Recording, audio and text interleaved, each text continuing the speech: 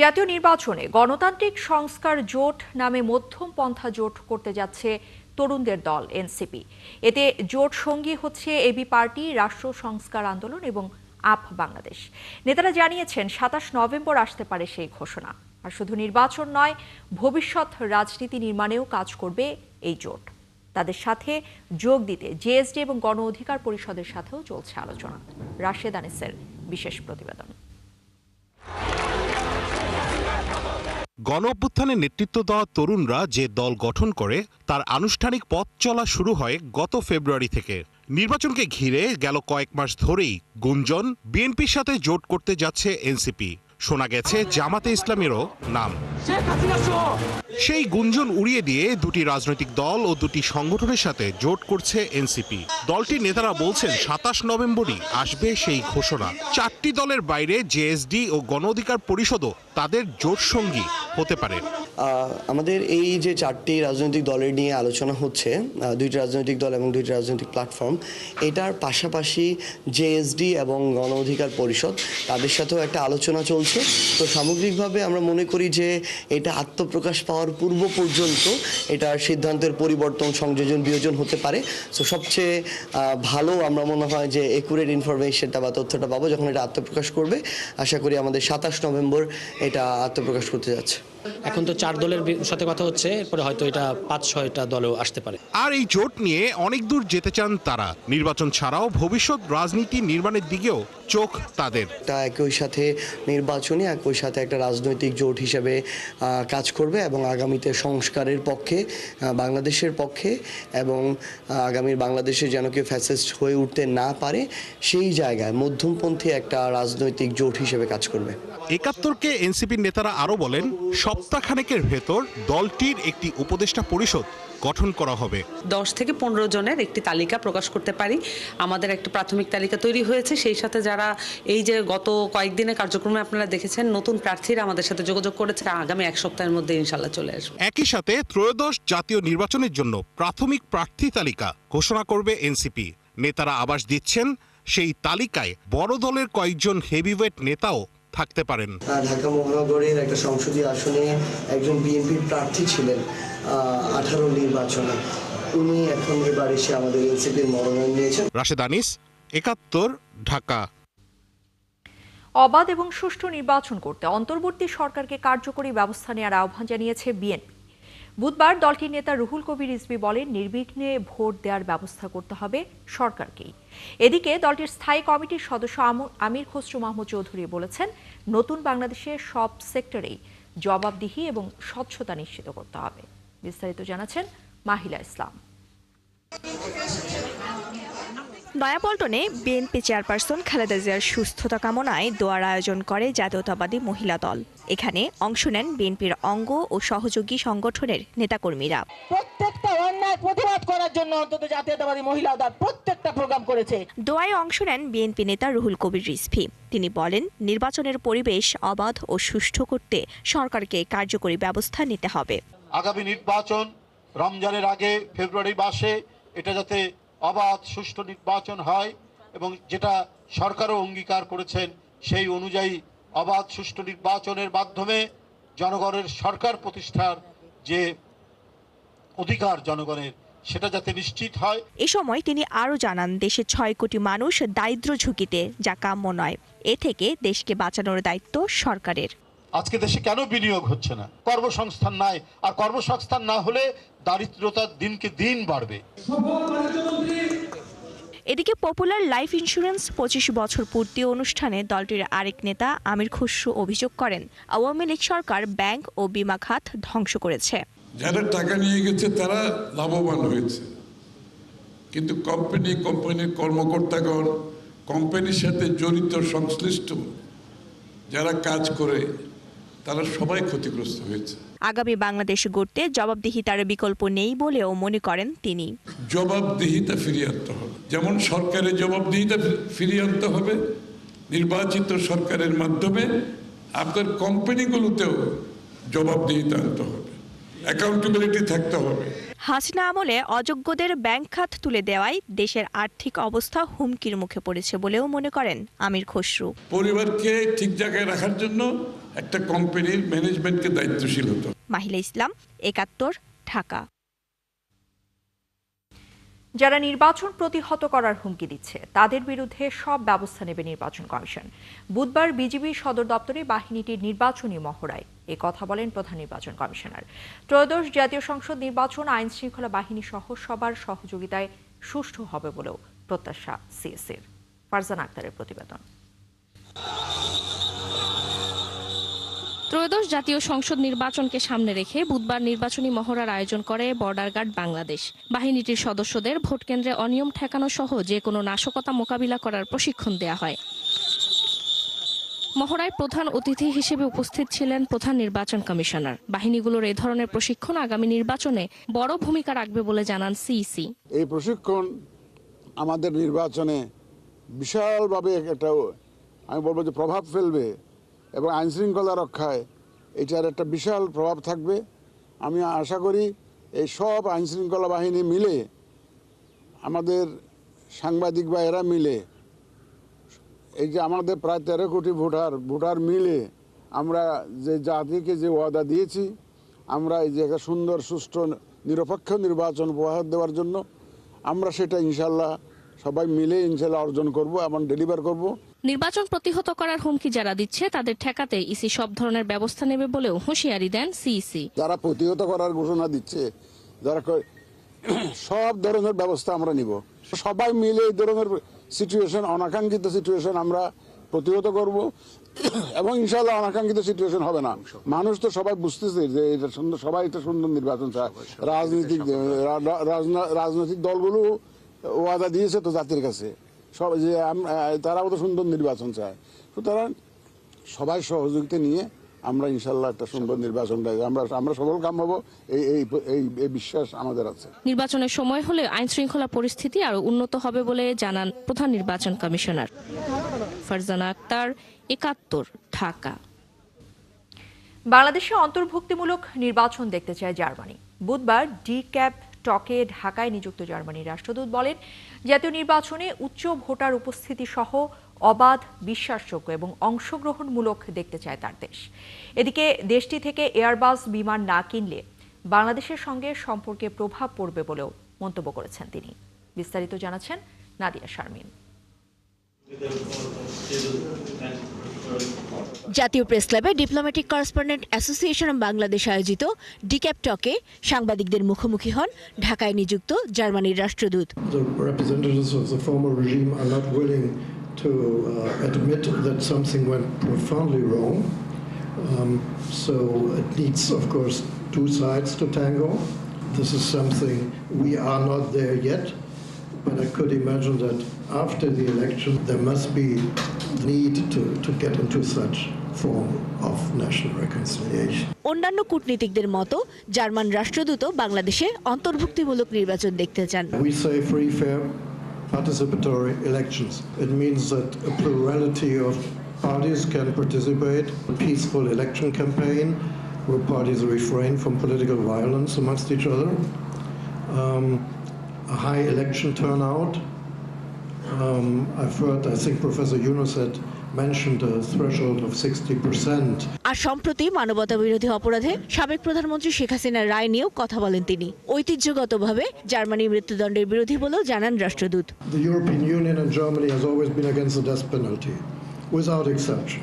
So of course we are also in this case against the death penalty.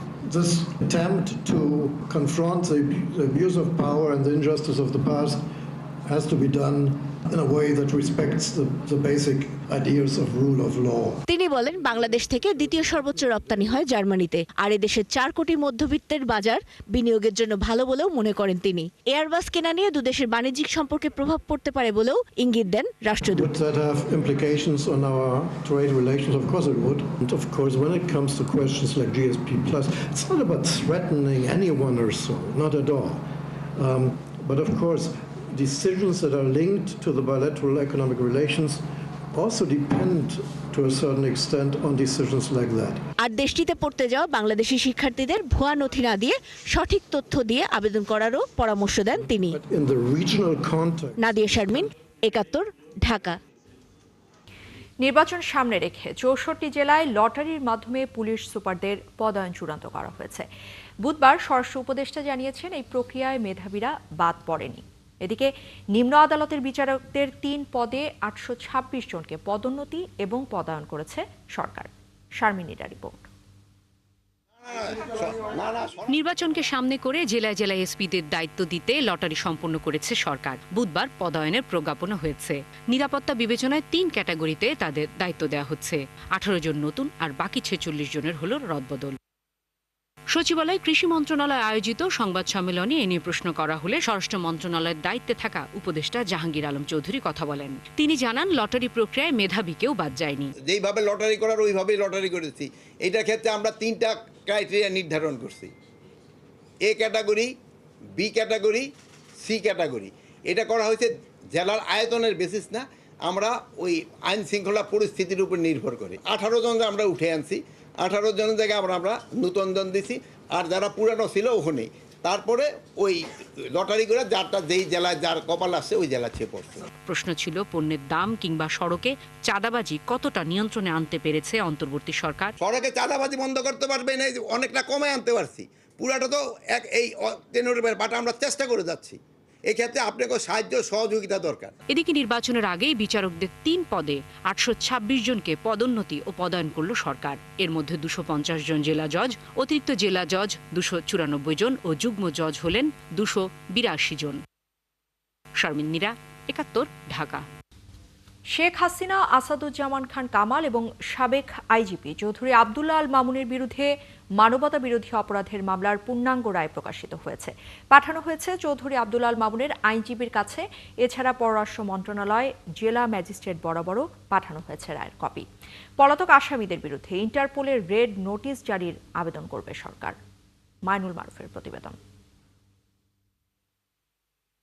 17 November July গণহত্যার অভিযোগে মানবতা বিরোধী অপরাধ মামলায় পলাতক সাবেক প্রধানমন্ত্রী শেখ হাসিনা, সাবেক স্বরাষ্ট্রমন্ত্রী আসাদুজ্জামান খান কামালকে মৃত্যুদণ্ড দেন আন্তর্জাতিক অপরাধ ট্রাইব্যুনাল। আর রাজসাক্ষী হওয়া সাবেক আইজিপি চৌধুরী আব্দুল্লাহ মামুনকে দেওয়া হয় 5 বছরের সাজা। সেই রায়ের পূর্ণাঙ্গ কপি দণ্ডিত আসামি সাবেক আইজিপি মামুনের আইনজীবীকে দেওয়া হয়েছে। আপিল বিভাগে এই আসামিকে 30 কার্যদিবসের মধ্যে রায়ের বিরুদ্ধে আপিল করতে হবে। এই মামলায় একমাত্র গ্রেপ্তার সাজাপ্রাপ্ত আসামি চৌধুরী মামুন। ইতিমধ্যে রায়ের কপি পাঠানো হয়েছে জেলা ম্যাজিস্ট্রেট, পররাষ্ট্র মন্ত্রণালয় সহ সংশ্লিষ্ট দপ্তরে। শেখ হাসিনা ও আসাদুজ্জামান খান কামাল এই 2 আসামিকে পলাতক দেখিয়ে দণ্ড দেওয়া হয়েছে। এই 2 আসামি দেশে এসে আত্মসমর্পণ করলে সুপ্রিম কোর্টের আপিল বিভাগে আপিল করতে পারবেন। 30 কার্যদিবসের পর সুপ্রিম কোর্টের আপিল বিভাগ শুনানি করে দেখবেন ট্রাইব্যুনালে ঘোষিত রায় সঠিক আছে কিনা। সেখানে যে রায় ঘোষিত হবে তা কার্যকরে উদ্যোগ নিতে পারবে রাষ্ট্র। আনিল মারুফ, 71, ঢাকা। এদিকে মৃত্যুদণ্ডপ্রাপ্ত শেখ হাসিনাকে ফেরত চেয়ে দেয়া চিঠির উত্তর দেবে ভারত। বুধবার এমন প্রত্যাশার কথা জানিয়েছেন পররাষ্ট্র উপদেষ্টা মোহাম্মদ তৌহিদ হোসেন। এক প্রশ্নের জবাবে তিনি জানিয়েছেন, নির্বাচনে দেশটি পর্যবেক্ষক পাঠাতে চাইলে সেক্ষেত্রে সিদ্ধান্ত নেবে নির্বাচন কমিশন। আর এয়ারবাস কেনা নিয়ে ইউরোপের সাথে সম্পর্কে কোনো প্রভাব পড়বে না বলেও মনে করেন উপদেষ্টা। নাদিয়া শারমিনের রিপোর্ট। মন্ত্রণালয় থেকে বের হওয়ার সময় সাংবাদিকদের মুখোমুখি হন পররাষ্ট্র উপদেষ্টা। এ সময় তিনি বলেন, মৃত্যুদণ্ডপ্রাপ্ত শেখ হাসিনাকে ফেরত পাঠাতে ভারতকে পাঠানো চিঠির উত্তর এখনো পাওয়া যায়নি। না, পাবো না উত্তর এটা আমি জানি না, কিন্তু আমি 1 সপ্তাহের মধ্যে উত্তর এসে যাবে এটা আমি প্রত্যাশা করি। এত তাড়াতাড়ি উত্তর আমি তো আগের চিঠিতে উত্তর পাইনি এখনো, কাজে এটা একেবারে কালকে আমাকে ওই 1 সপ্তাহের মধ্যে উত্তর দিয়ে দেবে এটা আমি প্রত্যাশা করি না। তবে আমরা আশা করি যে এটার উত্তর আমরা পাবো। আমরা বলেছি যে যেহেতু তাকে বিচারে দোষী সাব্যস্ত করা হয়েছে, কাজেই তাকে যেন ফেরত দেওয়া। আসন্ন নির্বাচনে ভারত পর্যবেক্ষক পাঠাতে চাইলে নির্বাচন কমিশন সিদ্ধান্ত নেবে বলেও মন্তব্য করেন তৌহিদ হোসেন। পুরোপুরি নির্বাচন কমিশনের বিষয়, এটাতে আমাদের কোনো ভূমিকা নেই। এমনকি আমরা যারা আসবে তাদেরকে কোনো সহায়তা করতেও যাবে না যদি না নির্বাচন কমিশন আমাদেরকে বলে। এয়ারবাস কেনা নিয়ে জার্মানির রাষ্ট্রদূতের সম্পর্ক নষ্ট সংক্রান্ত মন্তব্য নিয়ে উপদেষ্টা দৃষ্টি আকর্ষণ করা হয়। এই কমার্শিয়াল একটা ডিলের উপরে আমাদের সার্বিক সম্পর্ক নির্ভরশীল হবে। অবশ্যই রাষ্ট্রদূত চেষ্টা করবেন যেন তার দেশের যে ব্র্যান্ড আছে সেটা বিক্রি হয়, এটা স্বাভাবিক, এটা তার দায়িত্ব।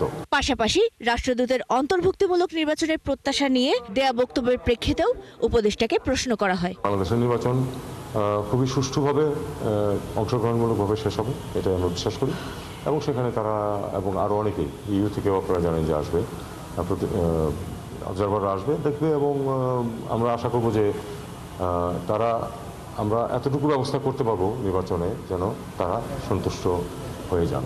নাদিয়া শারমিন, ৭১, ঢাকা। অগ্রণী ব্যাংকের লকারে শুধু ক্ষমতাচ্যুত প্রধানমন্ত্রী শেখ হাসিনার নয়, স্বর্ণ ছিল তার মেয়ে পুতুল এবং বোন রেহানারও। বুধবার এমনটা জানিয়েছে দুর্নীতি দমন কমিশন। এসব স্বর্ণ বৈধ নাকি অবৈধ তা যাচাই বাছাই শুরু করেছে সংস্থাটি। এদিকে কেন্দ্রীয় ব্যাংক জানায় আইন মেনেই ওই লকার ভাঙা হয়েছে। জেমসন মাহবুবের প্রতিবেদন। গণ অভ্যুত্থানের পর ভারতে পালিয়ে গেছেন ক্ষমতাচ্যুত প্রধানমন্ত্রী শেখ হাসিনা। এরপর থেকেই তার বিরুদ্ধে নানা দুর্নীতির অভিযোগ নিয়ে তদন্ত করছে দুদক। মঙ্গলবার রাতে অগ্রণী ব্যাংকের প্রধান শাখায় শেখ হাসিনার নামে থাকা দুটি লকারে অভিযান চালানো হয়। দুদক, অগ্রণী ব্যাংক ও কেন্দ্রীয় ব্যাংকের কর্মকর্তাদের একটি যৌথ দল এতে অংশ নেয়। দুদকের কাছে তথ্য ছিল সেখানে স্বর্ণালংকার রক্ষিত আছে। লকার থেকে ৮৩২ ভরি স্বর্ণ উদ্ধার করা হয়েছে। একই সাথে বিভিন্ন সময়ে পাওয়া রাষ্ট্রীয় পুরস্কারও এখানে রক্ষিত ছিল, যা জমা রাখার কথা তোষাখানায়। অগ্রণী ব্যাংক প্রিন্সিপাল শাখায় গ্রাহকের নাম শেখ হাসিনা এবং সাইমা ওয়াজেদ পুতুলের নামে লকার নাম্বার ৭৫১, যাতে আনুমানিক ৪২২.26 ভরি স্বর্ণালংকার পাওয়া যায়। অগ্রণী ব্যাংক প্রিন্সিপাল শাখায় শেখ হাসিনা ও শেখ রেহানা সিদ্দিকীর নামে থাকা লকার নাম্বার ৭৫৩, খোলার পর ৪১০.25 ভরি স্বর্ণ পাওয়া যায়। খোলার পরে ওনারা রাত্রে ৯টা ২০ পর্যন্ত প্রত্যেকটা জিনিস ওই নির্বাহী ম্যাজিস্ট্রেট উনি নিজে আসলে বেসিক্যালি এই জিনিসগুলো করছেন, বাকিটা দাঁড়ায় আছে থাকে, এটাই সিস্টেম। উনি একটা সিজার লিস্ট করেছেন, জব্দ তালিকা করে আমাদের কাছে সেটা করে ওনারা নিজেরা সিলগালা করে রেখে গেছেন। সংবাদ সম্মেলনে জানানো হয়, লকারের নথিতে শেখ হাসিনা ছাড়াও শেখ রেহানা ও সাইমা ওয়াজেদ পুতুলের স্বর্ণালংকার রয়েছে। আমরা তার দাখিলকৃত সম্পদ বিবরণী যাচাই করছি। তো সম্পদ বিবরণীতে তিনি তার স্থাবর অস্থাবর সম্পদের বিস্তারিত বিবরণ দিয়েছেন। সেই সম্পদ বিবরণীতে এই স্বর্ণালংকার আছে কি নাই সেটা আমরা দেখব। যদি সেই বিবরণীর বাইরে তার নামে সম্পদ পাওয়া যায়, আপনারা বুঝতে পারছেন যে সেটা তার জ্ঞাত আয়ের উৎস বহির্ভূত সম্পদ হিসাবে সেটা বিবেচিত হবে। এদিকে কেন্দ্রীয় ব্যাংক জানায় আইন মেনেই শেখ হাসিনার লকারগুলো খোলা হয়েছে। জেমসন মাহবুব, ৭১, ঢাকা। রান্নার গ্যাস সিলিন্ডার থেকেই রাজধানীর কড়াইল বস্তির আগুনের সূত্রপাত। আগুনে ক্ষতিগ্রস্ত পরিবার এবং বাসিন্দারা জানিয়েছেন এমন তথ্য। ভয়াল আগুনে পুড়ে সহায় সম্বল হারিয়ে নিঃস্ব হওয়া শত শত পরিবার এখন খোলা আকাশে নিচে। শুধু ক্ষতিপূরণই নয়, এই আগুনের যথাযথ তদন্তও চান তারা। কড়াইল বস্তি ঘুরে এসে আলিউল আজিমের ক্যামেরায় তোলা ছবিতে আরও জানাচ্ছেন সৈকত সাদিক। মঙ্গলবার রাজধানীর কড়াইল বস্তির ভয়াবহ আগুনে পুড়ে যাওয়া ১৫০ সহস্রাধিক ঘরের মধ্যে শাহাবুদ্দিনের রয়েছে ৫২টি ঘর। এসব ঘর পুড়ে যাওয়ায় আজ নিঃস্ব শাহাবুদ্দিন।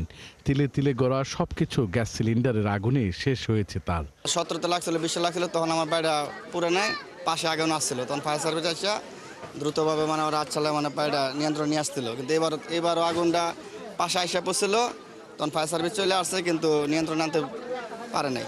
যে প্রত্যেকটা বাড়িওয়ালা যারা ক্ষতি হয়েছে তারা মনে হয় না যে ওরা সহজে উত্তরবে। বস্তির স্থানীয় ও ক্ষতিগ্রস্ত বাসিন্দারা জানান, ক ব্লকের মিন্টু মিয়ার বাড়ির গ্যাস সিলিন্ডার থেকেই এই আগুনের সূত্রপাত। না, আগুনটা সিলিন্ডারে লাগছে, গ্যাস সিলিন্ডারে আগুন লাগছে, তখন মেয়ে নিয়ে জুতা না নিয়ে বের হয়ে গেছে ছেলে স্কুলে। আগুনে ক্ষয়ক্ষতির পরিমাণ ও ক্ষতিগ্রস্তদের তালিকা তৈরিতে ব্যস্ত সময় পার করছে সরকারি বেসরকারি সংস্থা। কিচ্ছুই পারিনি, খালি পরনে কাপড়ে আছে, আর কিচ্ছু নাই। টাকা কিছু আসলো, আমার ঘর ফুরানো হয়ে গেছিল, আমি ঠিক করবো, ২.৫ লাখ টাকা আমার সব শেষ। আমার সব কিছুই পুরো নিঃস্ব হয়ে গেছে, আমি এখন আমার পরনের কাপড় ছাড়া আমার আর কিছুই নেই। তবে আগুনের সূত্রপাত নিয়ে মিন্টু মিয়ার পরিবার কিংবা স্বজনদের থেকে কোনো সদুত্তর পাওয়া যায়নি। দুর্ঘটনা এটা তো বাড়িওয়ালার কোনো কোনো সমস্যা না, দুর্ঘটনা হইতেই পারে। জীবন রক্ষার্থে যারা ঘর ছেড়েছিলেন তারা ফিরছেন সেই ঘরের স্থানগুলোতে। অসহায় মানুষগুলো নতুন করে সাজাতে চান ঘর। সরকারের কাছে দাবি ক্ষতিপূরণ নিয়ে আমরা চাইতেছি, সরকার যদি সহযোগিতা করে তাহলে আমরা একটু আবার আগের মতন একটু খারাইতে পারবো। আর আশায় বয়ে রয়েছি, যদি দেয়, আর না দিলে তো কিছু করার নাই। এই ধ্বংসস্তূপে তারা মনোবল নিয়ে ঘুরে দাঁড়ানোর চেষ্টা করছেন। মনের গহীন কোণে হয়তো প্রশ্ন জাগছে, ফের ঘটবে না তো এমন অগ্নি দুর্ঘটনা। সৈকত সাদিক, ৭১, ঢাকা। ভয়াবহ আগুনে রাজধানীর করাইল বস্তির প্রায় ১৫০০টি ঘর পুড়ে গেছে। নিঃস্ব হয়েছেন সেখানকার হাজার হাজার বস্তিবাসী। রাতে প্রাথমিকভাবে অগ্নিকাণ্ডে ক্ষয়ক্ষতি বোঝা না গেলেও ভোরের আলো ফোটার সাথে সাথে স্পষ্ট হয় আগুনের ভয়াবহ ক্ষতচিহ্ন। জরুরি ভিত্তিতে সরকার এবং বিত্তবানরা ক্ষতিগ্রস্তদের পাশে দাঁড়ালে খানিকটা ক্ষতি কাটিয়ে ওঠার কথা জানিয়েছেন ক্ষতিগ্রস্তরা। বিস্তারিত মোহাইমিনুল খান অপু রিপোর্টে। আমি তো কিছু না, নিঃস্ব হয়ে গেছি রে ভাই, আমার তো সব শেষ। ঝর্ণা জামান ৬ সদস্যের পরিবার নিয়ে থাকতেন করাইল বস্তিতে। সেখানে তার কষ্টে অর্জিত টাকা ও ধার দেনা করে কিনেছেন ১২টি রুম। রুমের ভাড়া দিয়ে চলত তার সংসার ও পরিশোধ করতেন দেনা। কিন্তু মঙ্গলবারের আগুনে সব হারিয়ে পথে বসেছেন ঝর্ণা জামান। আমি কেমনে চলবো আল্লাহ, এটা আমার ইনকামের রাস্তা ছিল, এটা দিয়ে আমি চলতাম, আমার সংসার চলতো, আমার ছেলে মেয়ের লেখাপড়া, আমার সব কিছু এটা দিয়ে চলতো। ৫০ বছর বয়সী জাবেদা বেগম ব্রাহ্মণবাড়িয়া থেকে এসে ঘর বাঁধেন করাইল বস্তিতে। বাসাবাড়িতে কাজ করে ৭ সদস্যের পরিবার চালাতেন। আগুনে সব পুড়ে অসহায় জাবেদা বেগম। ভাড়া একটা শাড়ি মিলালিস, কিছু নাই, পরনে কাপড়টি বাদে কিছু লইতেছি না, মানে কি করবো, আল্লাহ যদি কিছু রহমত করে আর আপনারা যদি কদূর সরকারকে দিয়ে সাহায্য সুযোগ করে নেন। একই অবস্থা হাজেরা বেগমের। স্বামীকে নিয়ে ভিক্ষা করে জীবন চলত তার। আগুনে তার জমানো ৪০,০০০ টাকা পুড়ে ছাই। পরনের এক কাপড়ই তার এখন সম্বল। এই আমাদের মোবাইল আর ৪০,০০০ টাকা নিয়ে বাড়ামো, আটটা ফসকা পড়ে গেল গা, টুনাতন পড়ে গেল গা। আন্ডা গুন্দা বিচারলাম, ঘরে মাঝালো বললো বাবা পাইলাম না, খালি এই বিন্দনে বছর নিয়ে বাড়াচ্ছি, এই গুন্দি দিয়ে আর এই বছরটা নিয়ে খালি বাবা বাড়াচ্ছে, কিছু নিয়ে বাড়াও হাতে দিয়া ভিক্ষা করতাম বাবা, চা খাইতাম, আমার স্বামীও চা খাইতাম, আমার চা খাইতাম। হাজেরা বেগমের মতো অসংখ্য করাইল বস্তির বাসিন্দাদের দাবি কোনো ধরনের আশ্বাস নয়, সরকার এবার সব ক্ষতিগ্রস্ত পরিবারের পাশে দাঁড়াক। গোসল করে কিছু করার মতো নাই, আর কিছু মুখে দেওয়ার মতো নাই, আমার সব শেষ, কিচ্ছু নেই রে, ঘরে ঘরে যদি আইসা চেক করে দেয় তাহলে এটা সবাই পেয়ে যাবো। এদিকে বিপাকে পড়েছে শিশু কিশোররাও। আগুনে কেড়ে নিয়েছে তাদের বই, ব্যাগ ও স্কুল ড্রেস। আগুনে পুড়েছে বস্তির শিশু কিশোরদের ৬,০০০ বইয়ের সমৃদ্ধ শহীদ রুমি স্মৃতি পাঠাগারও। আমার কিছুই বাঁচাতে পারে না, আমি এক সেট জামা কাপড়ে বাঁচাতে পারছি, আর কিছু না। বই খাতা তো পুড়েই গেছে, পুরে ছাই হয়ে গেছে। আমার কালকে পরীক্ষা ছিল, বই খাতা স্কুল ব্যাগ সব পুড়ে গেছে, জামা কাপড় সব পুড়ে গেছে, ব্যাগ ট্যাগ সব পুড়ে গেছে। বেঁচে থাকার তাগিদে দ্রুত সরকারি বেসরকারি সংস্থা ও বিত্তবানদের এগিয়ে আসার আকুতি করাইল বস্তিবাসীর। মোহাইমিনুল খান অপু, ৭১, ঢাকা। করাইল বস্তিতে অগ্নিকাণ্ডে ক্ষতিগ্রস্তদের ক্ষতিপূরণ এবং বাউলদের উপর হামলার প্রতিবাদ ও নিন্দা জানিয়েছেন বিএনপি মহাসচিব মির্জা ফখরুল ইসলাম আলমগীর। বুধবার বিকেলে ঠাকুরগাঁও জেলা বিএনপি কার্যালয়ে নতুন ভবন উদ্বোধন শেষে সাংবাদিকদের এসব কথা জানান তিনি। মির্জা ফখরুল বলেন, আগুনে ঢাকার করাইল বস্তির কয়েক হাজার মানুষ নিঃস্ব হয়ে গেছে। দরিদ্র মানুষগুলোর জন্য এটি চরম আঘাত। তাই সরকারের কাছে ক্ষতিপূরণ দাবি করেছে বিএনপি। বলেন, সরকার যেন তাদের ক্ষতিপূরণের ব্যবস্থা গ্রহণ করেন এবং সুষ্ঠু তদন্ত করে অগ্নিকাণ্ডের কারণ খুঁজে বের করেন। একই সাথে বাউল সমর্থকদের উপর হামলার ঘটনার তীব্র নিন্দা জানান তিনি। তাদের উপর হামলা একটি উগ্রবাদী এবং ধর্মান্ধদের হামলা বলে উল্লেখ করেন মির্জা ফখরুল।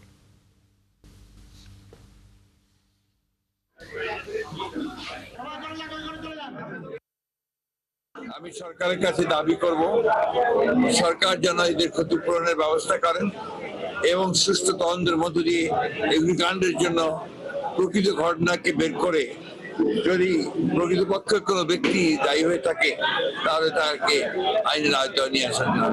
আমাদের এই বাউল যারা, তারা বাংলাদেশের অর্থনীতিতে মাঠে ঘাটে প্রান্তরে বাউল গান গেয়ে বেড়ায়, তাদের উপরে হামলাটা এটা একটা উগ্র ধর্মান্ধদের হামলা বলে আমি মনে করি, এবং এটা সঠিক নয়। এই ধরনের হিংসা প্রতিহিংসার আপনার পথ বেছে নেওয়া কারোর জন্য শোভনীয় নয়। ৮,০০০ কোটি টাকার সন্দেহজনক লেনদেনের অভিযোগে ইস্টার্ন ব্যাংকের চেয়ারম্যান শওকত আলী চৌধুরীর বিরুদ্ধে সম্পদ জব্দ এবং বিদেশ যাত্রায় নিষেধাজ্ঞা দিতে দুদকের কাছে আবেদন করেছে একদল আইনজীবী। বুধবার আইনজীবীরা দুদকের প্রধান কার্যালয়ে উপস্থিত হয়ে সংস্থার চেয়ারম্যান বরাবর এই আবেদন করেছেন। এ সময় তারা জানিয়েছেন, ইস্টার্ন ব্যাংকের চেয়ারম্যান দেশের টাকা পাচার করে বিদেশে বিভিন্ন সম্পদ করেছেন। তারা দাবি করেন, এখনই তার বিরুদ্ধে বিদেশের যাত্রা নিষেধাজ্ঞা আর সম্পদ জব্দ না করলে এই সম্পদ বিদেশে পাচার করে ফেলার আশঙ্কা রয়েছে।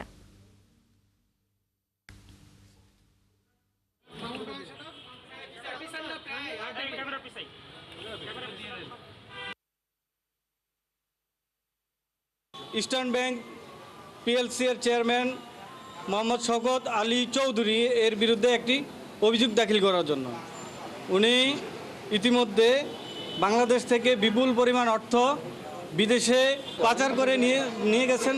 তা আমাদের প্রথম দাবি হচ্ছে তেনারা যেন বাংলাদেশ থেকে বেরিয়ে যেতে না পারে, অর্থাৎ তাদেরকে দেশ থেকে নিষেধাজ্ঞা এবং তাদের দেশে এবং বিদেশে যে সম্পদ রয়েছে সেই সম্পদগুলো ক্রয় করা এবং ন্যায় বিচার নিশ্চিত করা, এই বিষয়ে আমরা দুদককে অবগত করার জন্যই এবং একটা দৃষ্টি আকর্ষণের জন্য আমাদের আজকের এই দরখাস্তটা। 3,66,00,000 বাসিন্দা ঢাকা এখন বিশ্বের দ্বিতীয় বৃহত্তম শহর।